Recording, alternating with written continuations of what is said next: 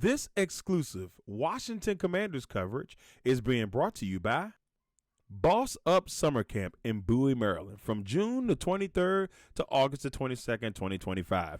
Why choose BossUp Summer Camp? This isn't just another summer camp. It's an investment on your child's future. Limited spots are available. Enroll today. You can reach us by phone at 202-951-5145 or www.bossupsummercamp.com. Now, stay tuned at the end of this video to get more information on BossUp Summer Camp.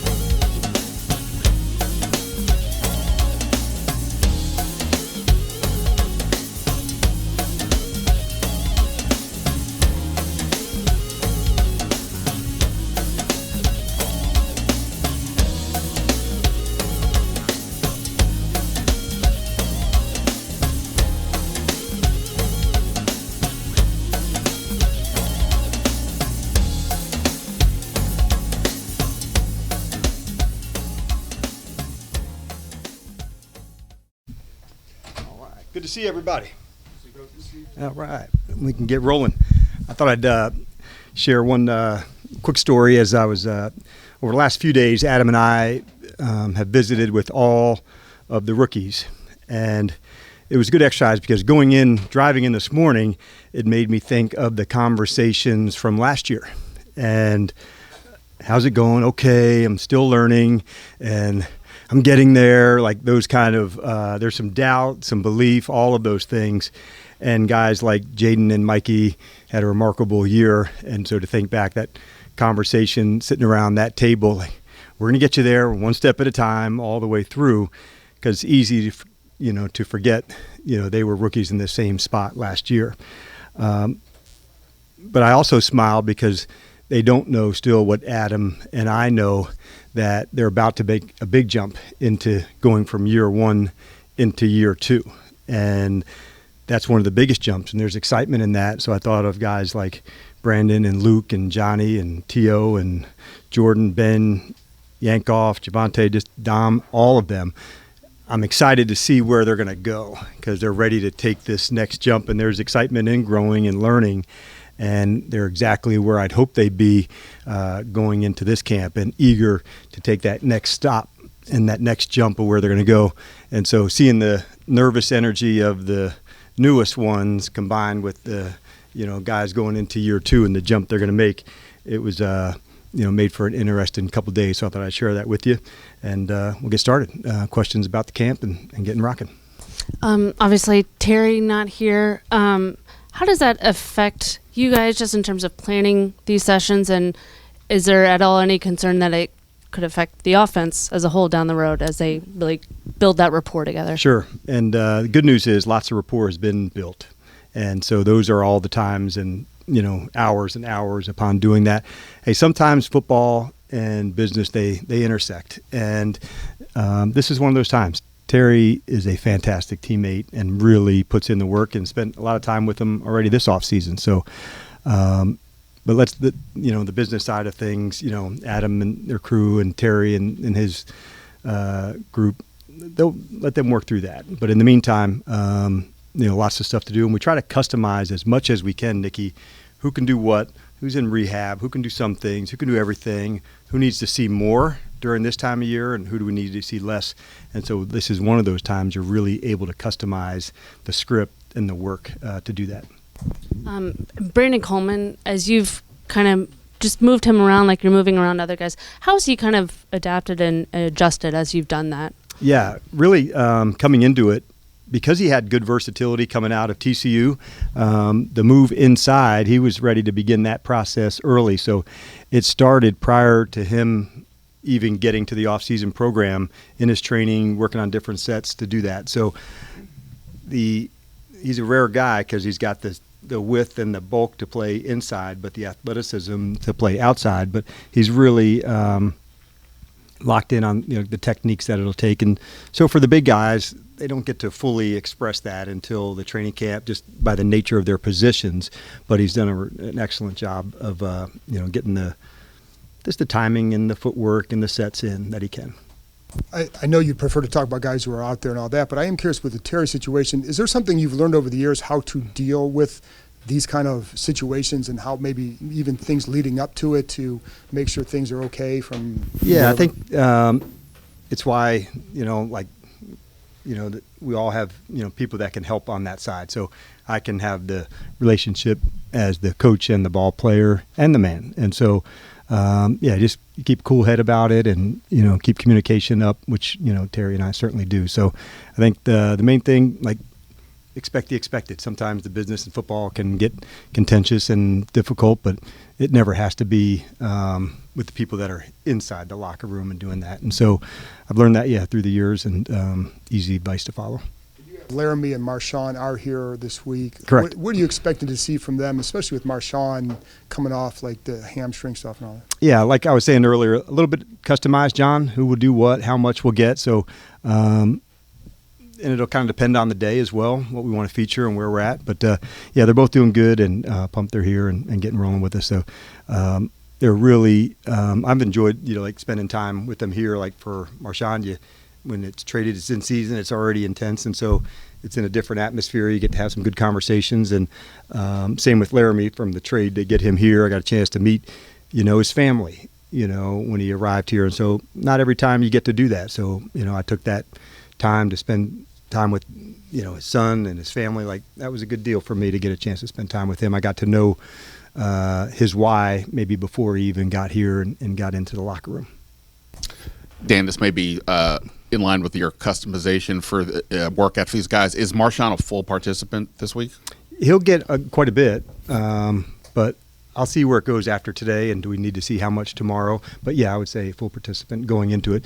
What does that mean for everybody? A little bit different, Ben, but, there's no restrictions going in. Gotcha. And the idea of these off-season programs has changed over time. You get less work. What for you has maybe changed? I don't know if it's from your Atlanta days or just other potentially of what this week actually means and what the ultimate goal kind of is out of this week. Yeah, and it's a lot different. And I think that's the change is good. Obviously we're doing it to help, the players and go to it for, as some of you may remember, like way back, the mandatory camp came right after the draft.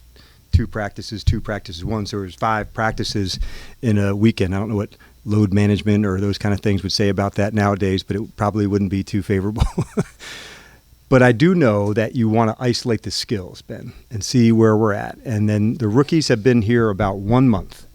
And so for them and for the players that are going into year 2, what's the learning like? Have you applied, what we've learned in this time together so you can really, let it go once you get, into training camp? And so there'll be a natural break that'll come up, 2 or 3 days from now. And there's almost like a 40 days before you get to training camp and having a real plan for what that looks like. But in this space, I always like to see the newest players and their acclimation, where they're at.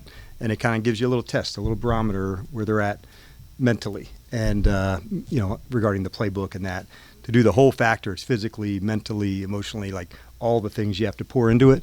But it's a good, I would say just a good test. Where are you exactly with the knowledge of it all? Hey, good afternoon, Coach. Good afternoon. Kind of speaking actually to how things evolve. If you had one kind of overarching, obviously can't be very specific, but goal for this mini camp for your team, what would that be?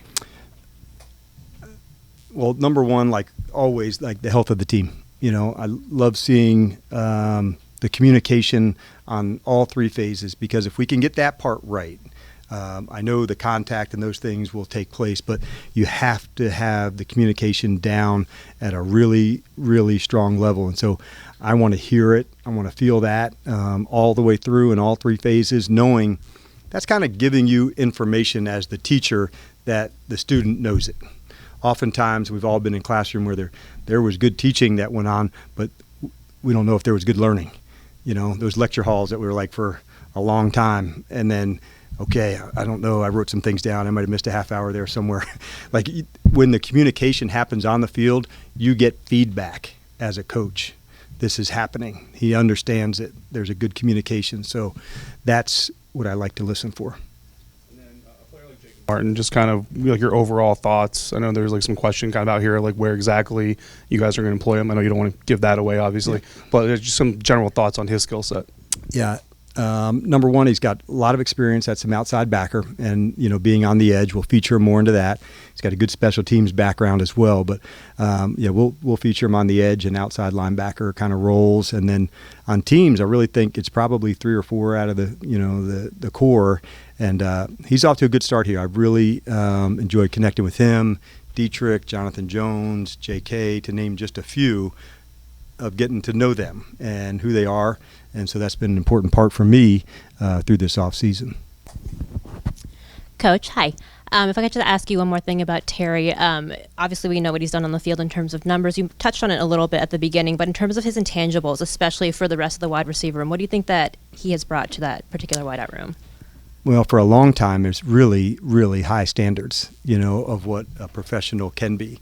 I can think back to one of the things he was working on last training camp, and I remember standing with Adam. He was working on low catches, so they were like either stationary or running catches that were below the knee, and it's like that type of specific throws after practice that were down towards his feet.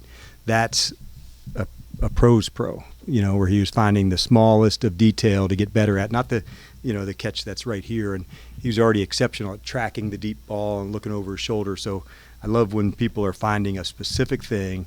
I want to work on that thing to get better at it. I think Terry, that was like a clear demonstration of that. It may sound like a small thing, but that's really, like finding the edge to say, what can I, work on? And one more thing, you said you spent a lot of time with the rookies. Obviously, that's such a tough transition, I think, for any player to come from college to the pro level. What do you hope that they take away from this particular minicamp in this time period that they've had? I want them to know that the process that they're going through is normal, and I want them to fail successfully some, knowing that there's going to be mistakes, and this is the only way they know if this technique that we're teaching is going to work. If you don't do that, you're really shortchanging yourself, because the way Jason Simmons may teach a specific technique may be new to them, and then all of a sudden it just clicks. And okay, but you do have to apply it and try it to go. And at the end of it, I think you need to show them belief. I think that is powerful when you're seeing them do it. I don't think it can be just blind, hey, you're going to be great, and then not showing all the work that has to go into it. But knowing that there's a process that all the people have gone through, and early they were guarded. I don't know what it's going to be like here. They'd heard, okay, the people will look after you, meaning the other players, to help you grow.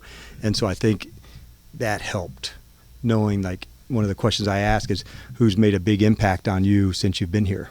And so many times you hear it's this player, this player. Sometimes it might have been somebody they sat next to in the locker room, but not at the same position. And so it kind of gives me a little test too, to know who's already making an impact as they're going. So it is a question, like during these meetings over the last few days. But it's a hard process for them. They're realizing all of the reps matter. They don't get a lot of them. So when I can deliver, I'll get some more. So it's like step by step as it's going. Got time for 3 more. Are there any tweaks or adjustments you've made to Minicamp, even from last year? Not necessarily as much from last year. We're still working game management situations. We probably worked a little more third down and no huddle. And I would say maybe, because now we've been through, to say we emphasized more of the third down this offseason. So that's probably a byproduct of that, where last year it was, we're not going to miss one step of the installation, one step of that. So maybe a little more customized this time around.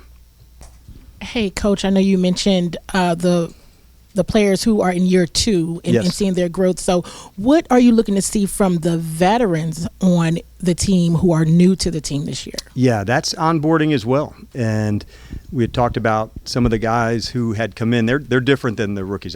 This is their first year in the system, and it's everybody else's second year.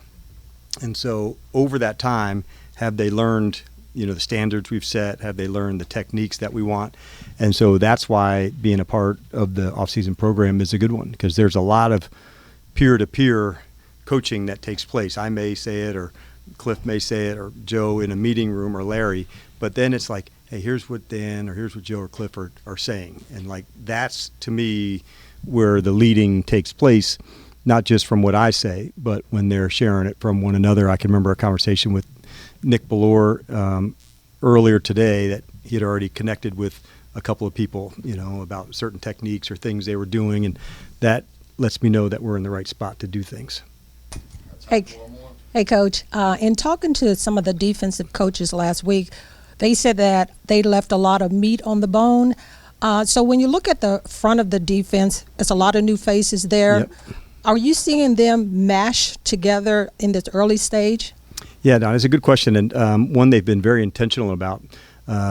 Even in the meetings times where there's so many times the front 7 are all together, whether it's linebackers or D-line, all of them kind of doing things together. I like the way that Joe has split up a lot of the teaching, even in a walkthrough setting. This is the blitz package that's all going together. These are the run game. And so they've done a lot together. And so I have seen that mesh take place. But it was very intentional, I thought, by the staff as well. And I think that's what it should be, from like, if the staff are asking the players to improve, then as a staff, we also need to improve, because otherwise I think then we'd be shortchanging the players, like myself included. So elevating the players is also elevating the staff. And if we can all do that together, then we can really go after it. But they were very intentional about meshing that together with the front. All right. Thanks, Coach. All right, everybody. We'll see you tomorrow. Thank you. Yes, thank you. Yeah. Well, first of all, you've been through quite a few of these, obviously. What would you say is the significance and importance of guys showing up for mandatory minicamp? Yeah, I think one, it's been awesome how many guys have been here basically this whole time, and this is like the really, really fun part, where like we're all getting to know each other, like sharing stories. Once the competitive juices start flowing, it really starts ramping up. But this is just like kind of like a dress rehearsal within the dress rehearsal. Everybody's like, you get the jitters going, the juices going, and then whenever we come back, get ready for the season, then it's really ramping up. It's a fun and important time. So, yeah. Tress, as close as you guys were last year, it's just like you can feel everybody anxious to get back. That's a different feeling around here. How's that been? Yeah, that is that's something that's cool. You know, the friendships and the bonds are always really strong. They always have been here, but I think whenever, like last year, how it played out the way that it did, and everybody just got really tight, and you're in just high stress, high emotion, and I think that's why those bonds become so strong. But it is like, I've never seen dudes just want to smack each other and whip up on each other, but also like be each other's best buds. So it's cool to be a part of that. Yeah. And what's it been like trying to get Matt kind of acclimated to things and helping him kind of get in tune with this group? Yeah. It has been a lot of fun. So I would say that Tyler and I are pretty low key in terms of specialists across the NFL, and so I think him coming in, and we played against him for years, and Tyler and I've been in the league a little bit longer than him. I think he's enjoying like the hyper focus, the fun, like keeping it light in meetings, like getting out and going to get a bite to eat or play around the golf together and stuff like that. It's a great luxury to be a part of the specialist crew with guys that you get along with, and Matt fits in great. So Tress, usually there's plenty of turnover with coaching staffs from year to year, but that's not the case here. The continuity of year 1 to year 2 with the same coaching staff, how important is it that, you know, a lot of the players are back, but also the coaching staff remains intact? Yeah, I as a player, it's not a huge surprise. You know, like Mr. Harris and the ownership group, AP and DQ, like how they treat everybody, how intentional everything is, the like expectations and the competitiveness. I mean, if you're a competitive dude, it's no wonder why you would just want to stay here and come back here. So it's a huge breath of fresh air, and it also adds a little bit of that, like, wow, I'm gonna go for a big word, familiarity to the whole thing. I can't say that, but you can. I went to Oklahoma. I took a long shot there, but it was. I think that's a sweet breath of fresh air. You know, coming back, you want to come out and win as many games as possible, building off of last season, things like that. But when you have that, that's a huge plus. Yeah. In this type of environment, as a specialist, what are you working on? What are your goals leading up to summer break here? Yeah, I had the best coverage guys and still have the best coverage guys in the league. And last year I was not as good directionally as like I have been in the past. And I think just kind of pressing and just, you know, like one of those things where, I don't know if you know this, but we didn't punt a lot last year. So when I got out there, like I was like really wanting to go out and make a play or something like that. So it was just trying to like step back and let the game come to me again a little bit and have a lot of fun with it. And that was a fun part of the playoff run, was it was like, who cares how many times like we're punting and getting in a groove out there, let's just go make a play. And so trying to bring that in June is, you know, like a little different animal, but come July and August it'll get going. Yeah. Tress, a lot of the core players from last year is still here, but a lot of new rookies and some free agent signees. When it gets to mandatory camp like that, does the energy level, does the anxiety, do all of those things go up? Honestly, I think it kind of does the opposite. I remember when OTAs fired up, and man, we must have had everybody close to everybody. We did this great team meeting where guys were kind of sharing their experiences, and the number one thing that all the new guys said was they could not believe how genuine like the welcome was. We broke up into like these little small groups, and Debo Samuel was in mine and Revo's group, and he was just saying like, you kind of hear that, like you're like, oh yeah, everybody gets along there, but then you get in and you got your different groups. He's like, no, everybody, like this is a strong team. And so that's quite a compliment, you know, for like guys that we consider the best players across the league now coming onto our squad, and like the best kids from college coming in as rookies. That's a big deal, man. That stuff really matters. Hey Tress, so after the season you all had last year, there's a lot of talk about this team in a positive way. Oh yeah. And that has not always been the case. Yeah, so yeah.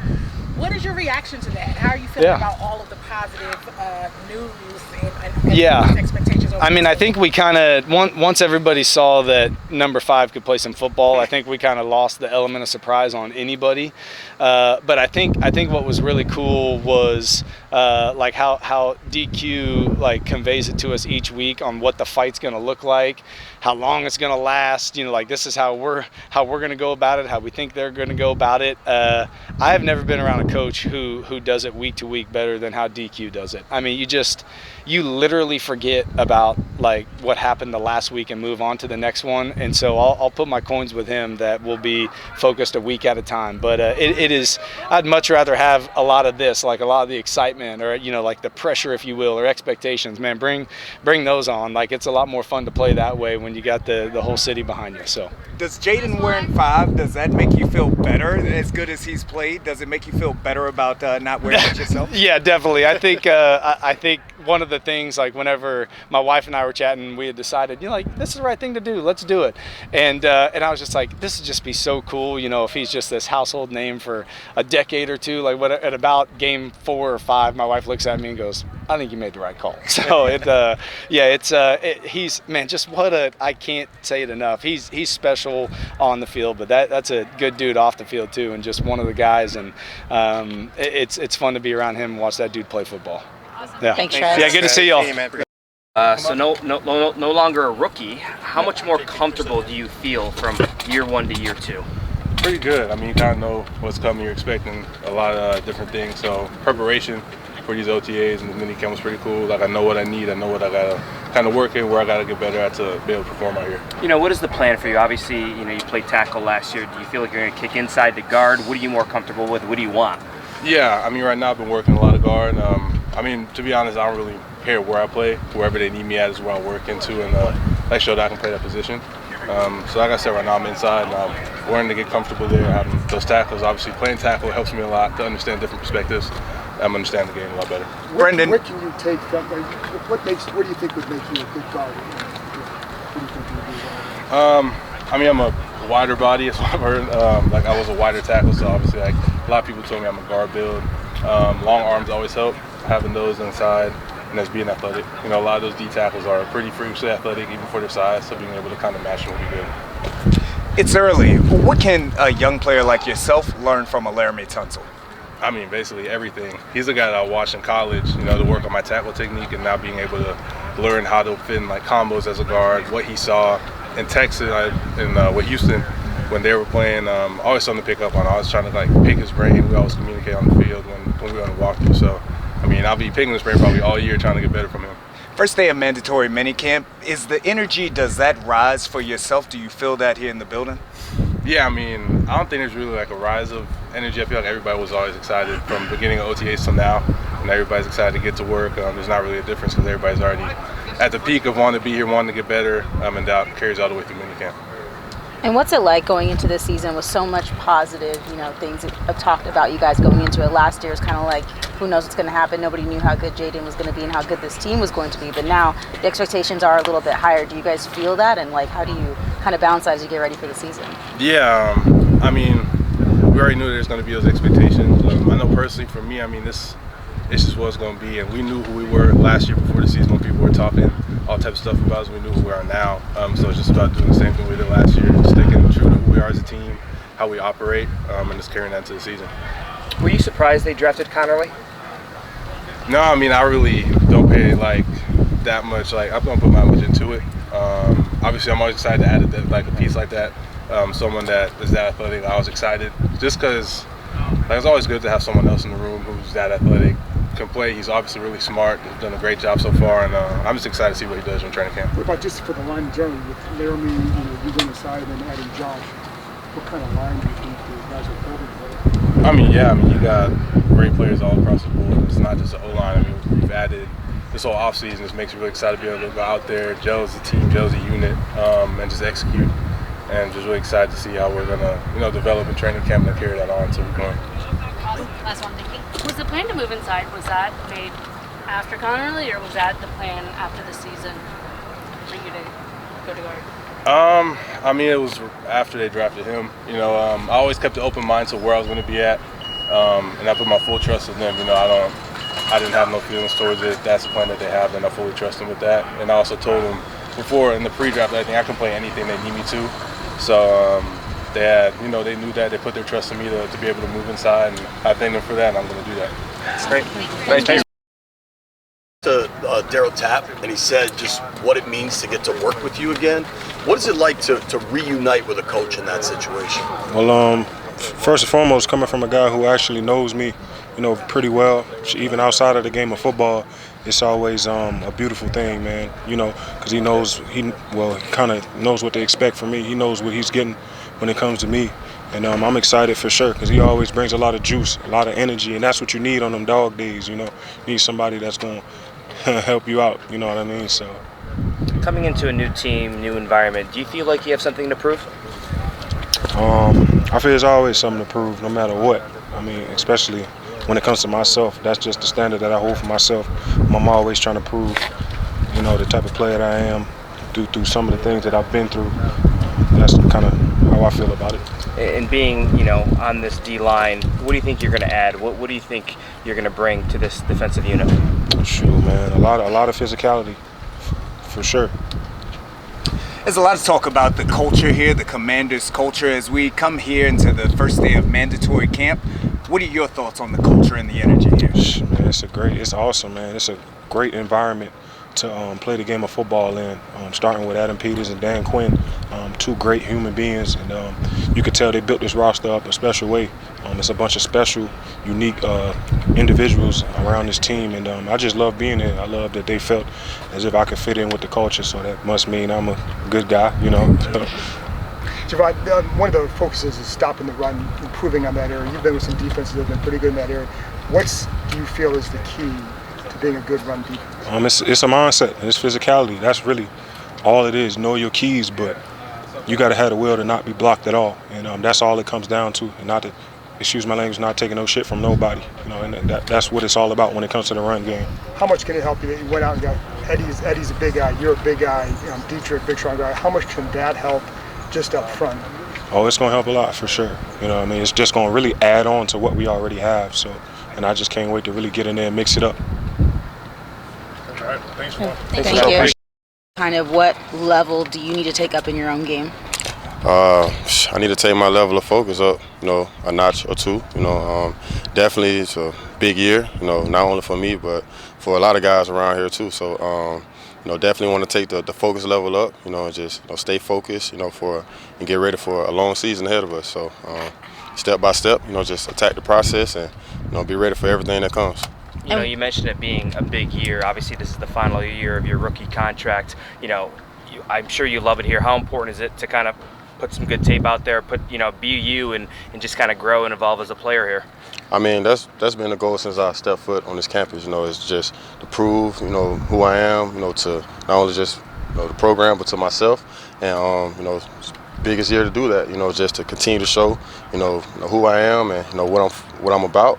And, you know, I'm excited to, you know, be able to, you know, continue along here and to show, you know, why I'm here and I'm supposed to be here. Specifically, what have you been kind of focused on working on wise, you know, technique, pass pro? What are you kind of, you know, honing in on over these last couple of months?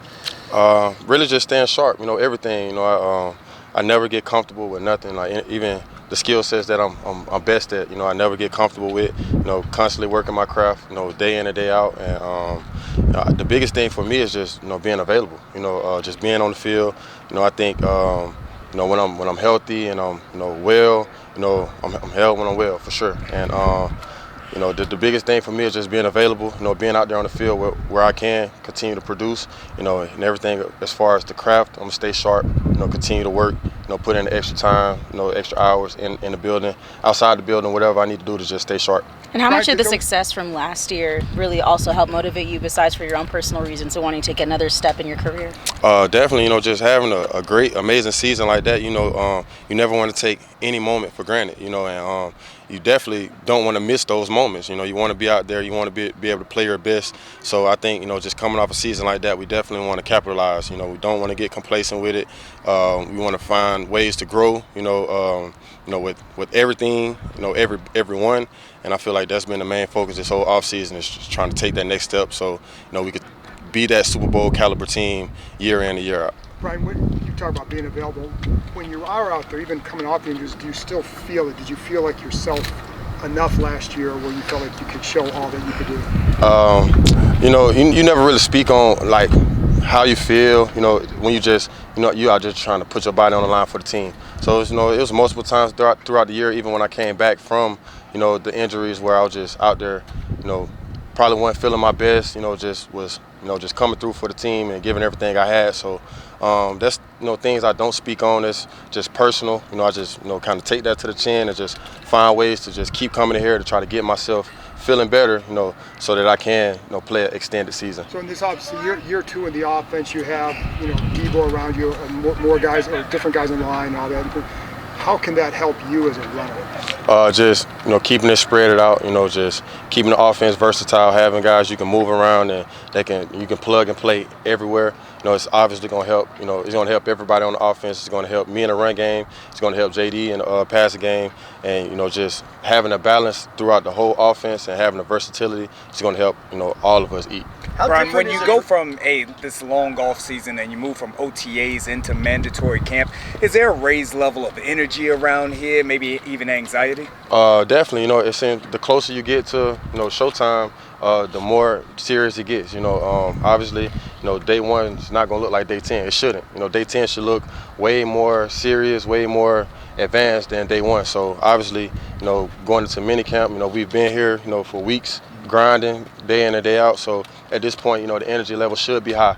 Guys should be confident based off the work that we've been putting in for the last 5-6 weeks. And I think it's starting to show now as far as the energy guys have been bringing out here. And, we're just getting better.